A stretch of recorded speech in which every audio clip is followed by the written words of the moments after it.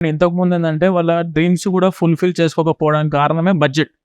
ఆ బడ్జెట్‌ని ఏందంటే మనము ఎడ్యుకేషన్ లోన్ రూపంలో స్టూడెంట్‌కి మనం అందుబాటులో ఇస్తే ఈఎంఐ కట్టుకోవడం కూడా పెద్ద కష్టమేం కాదు. వీళ్ళకేందంటే ఒకసారి స్టూడెంట్స్ అక్కడికి వెళ్ళాక కూడా స్టూడెంట్స్ పార్ట్ టైమ్స్ మీద కాన్సంట్రేట్ చేసేదానికంటే ముందు వాళ్ళు మంచి టాప్ యూనివర్సిటీస్ చదువుకొని ప్లేస్‌మెంట్స్‌లో అక్కడున్న జాబ్స్ ఆఫర్ లెటర్‌లు అయన్నీ తీసుకొని కరెక్ట్‌గా ఫుల్ టైమ్ జాబ్ చేసుకున్నప్పుడు ఏందంటే వీళ్ళకు ఈ ఈఎంఐ అనేది చాలా ఈజీ అయిపోయింది మేడం.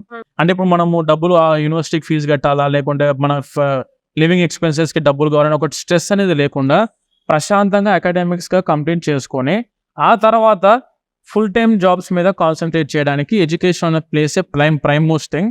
అండ్ వీసా గ్యారంటీలో కూడా వీసా ఖచ్చితంగా రావాలన్నా కూడా ఫస్ట్ చూసేది కూడా ఎడ్యుకేషన్ లోన్ శాంక్షన్ లెటర్ కావాలని చెప్పి అడుగుతున్నారు ఎవరైనా ఫైనాన్షియల్ సపోర్ట్ కింద.